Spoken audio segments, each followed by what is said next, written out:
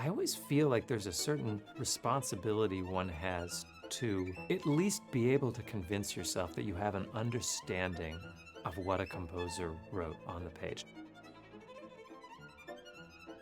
This is just an inescapable fact.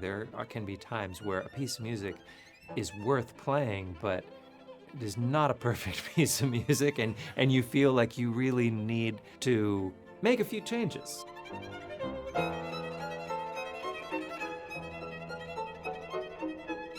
Practice. It becomes evident that you're also a very conscious thinker. I remember reading one snippet in a magazine that says the wondrous James Ehnes, a thinker of the violin, as well as a supreme virtuoso. So my question would be, because there's always a balance between conscious thinking and then like an instinctive musicality, maybe. And where do you see that balance? What role does that finding this balance play in your life? Well, I think the idea of balance that's a valuable concept. That's certainly the way I see it. I think of being a performer as being a storyteller. And if you're telling a story, you're not going to be a very good storyteller if you don't really know how the story goes. If you're not exactly sure how it ends, I mean, it can be fun, these sort of, creative workshops you'll see sometimes where people will get telling a story and they don't really know where it's going. And that is fun. That's great. But that's not really what we do. We basically tell the greatest stories that are ever written. And understanding what those stories are and what they mean and how they go and how they work, I think is crucially important. So from that standpoint of, being sort of a thinker as a musician, it's like, well, yeah. I mean, we're responsible for keeping this art alive. We don't create it, but we keep it alive and we communicate it. We take it off the page and make it hopefully mean something to the listener. So in that sense, understanding how it works, understanding the shape of a piece. I mean, the music that appeals to me most is music that I can understand as a whole. And now, however, the other side of that, and the very important other side of that, is like a storyteller, like a joke teller, a comedian, or any sort of an actor. A hugely important part of performing is understanding how to communicate in the moment and understanding how each moment affects the other. You might know the whole, but the details within it might change all the time. Not that you're changing the point of what you're trying to say, but if you've got a joke that's really funny, or you think it's really funny, and you've got several groups of friends, and you know those friends, you're going to tell it differently to different people. It's not that it's a different joke, it's that you're trying to tell it in the most effective way. So as a storyteller, to be as adaptable and to be as creative and to be as musically nimble and in the moment as possible is the other half of that is equally important. So I think, spontaneity has a crucial role within a very, very carefully thought out whole. And I think that, there are performances, and, it's all very subjective, right? But I mean, I've heard performances where I have felt like really bored and disappointed, where they've been remarkable performances where I thought, well, that person just did exactly what they intended to do. But it was like nothing in the world around them could have caused them to deviate from exactly what they were going to do. And you can tell that this is exactly what they've done 1,000 times before, and they'll do it 1,000 times again. And it feels somehow impersonal to me, where it's like, but are you talking to me, or what am I getting out of this? And then on the other hand, I've heard performances where, people say, "Oh, that musician is so creative," and it's like, yeah, they certainly are, but it becomes like a collection of moments where there's no whole. Yeah. And it's like, what are these moments for? And I think that, that is a danger today. I think it's a great danger today that ties into the way that we live our lives and the way that we sample art and music in particular. The accessibility to music is astonishing. It's incredible, the access that we have to things.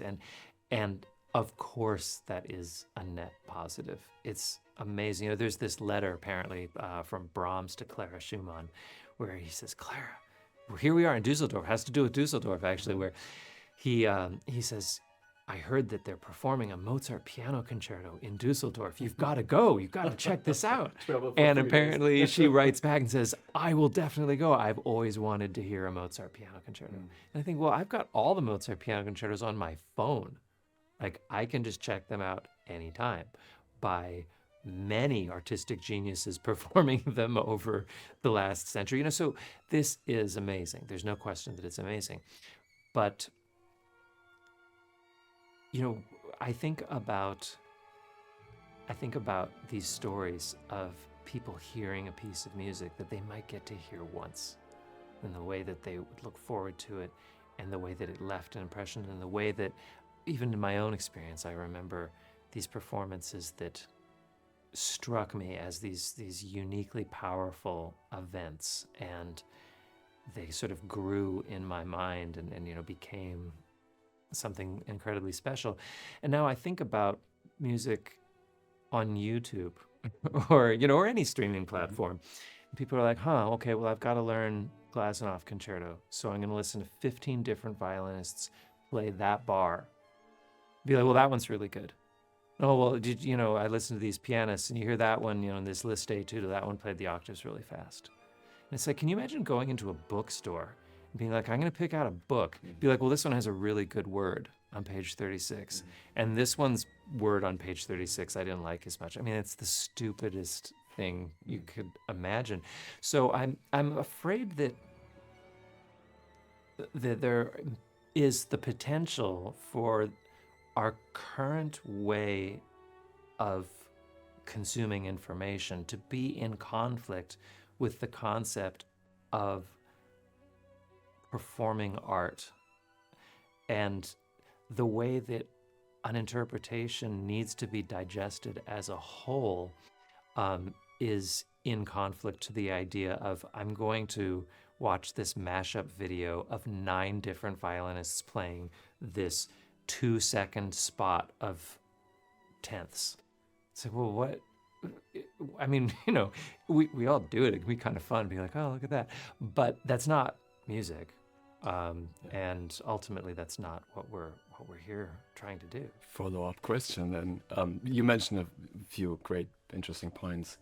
There's creativity, but creativity doesn't mean randomness. Also in interpretation, right? These are not the same thing.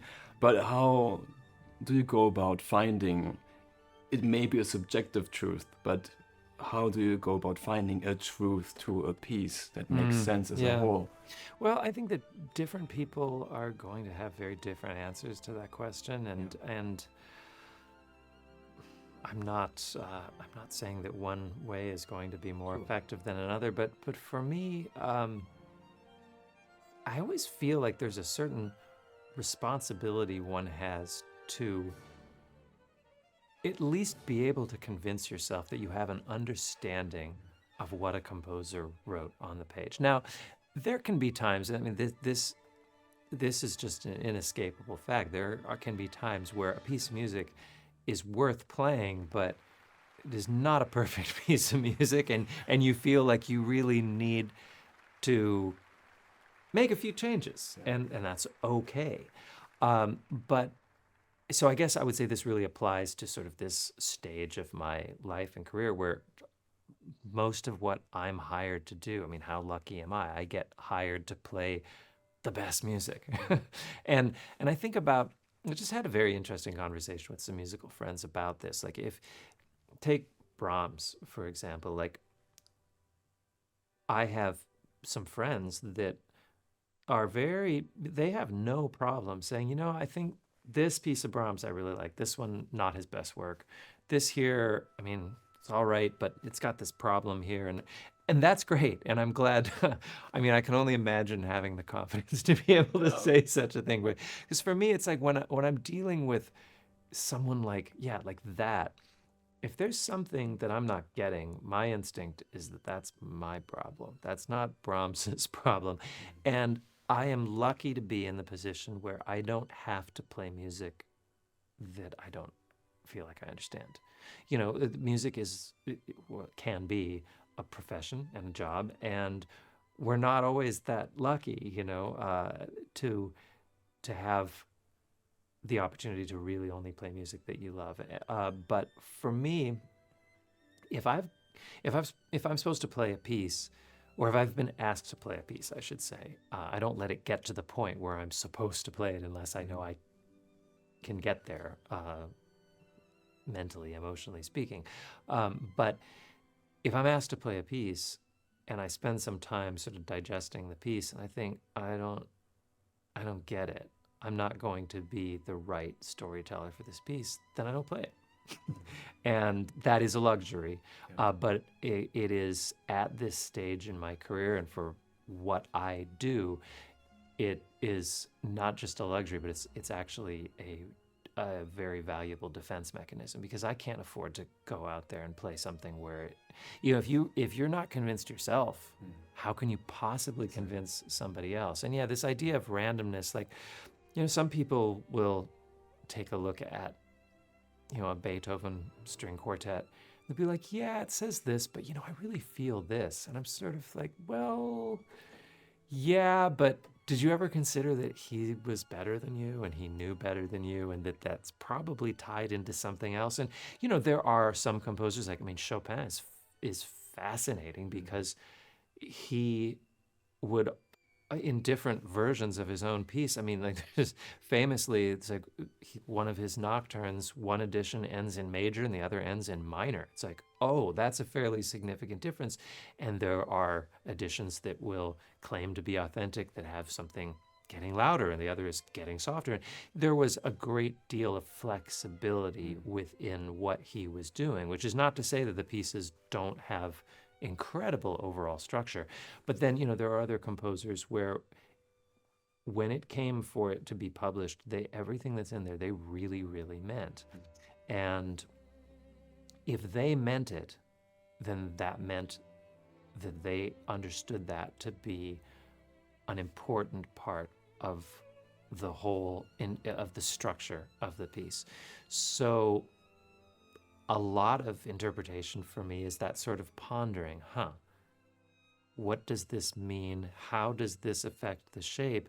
And so if this becomes the shape, then how does that affect everything that comes before it and everything that comes after it? And if I say this now, it's like telling stories. I keep coming back to that. If you say something early in the story, it has to match what comes later in the story. It has to make sense with it. It has to align in some sort of an understandable way. And then, there comes the issues of notation, which are just fascinating. I think that for many of us, Beethoven is so central to the repertoire that his idea of musical notation became central to our understanding of musical notation. And then you come to these uncomfortable realizations later in life that you're like, oh, there's a fermata in Elgar. I don't think that means the same thing. And it's like, yep, it sure doesn't. Or famously these hairpins in Schubert, right? Or I think that understanding how a composer uses notation, it can be really valuable for unlocking these little musical keys. The musical notation is amazing. Like, it's absolutely genius that we can do it at all. Think of the idea of notating expression through sound and noting that on paper, I mean, it seems like an impossibility. It seems like a ludicrous thing to even try. So it is remarkable that this system exists, but by its very nature, it is very deeply flawed. And I think that, yeah, I encourage people to try to, if they're really serious about getting to know one of the great composers, try to digest as much of that music as possible. It, and strangely enough, it might not even really affect the way you play a piece or the way you feel about a piece, but it might give you a little bit of sort of confidence in the decisions that you've made. And that's important. Being able to go out in front of, we were talking about this the other night, and I really enjoyed this conversation. We were talking about the types of players that we enjoy. And the players that, whether you agree with what they're saying or not, the ones that say it most compellingly are the ones that I like to listen to. I know how the violin repertoire, I know how I want it to go. I know how I think it works. The chances of somebody performing a standard piece of violin repertoire and me saying, that's exactly how I feel it should go, it's pretty slim.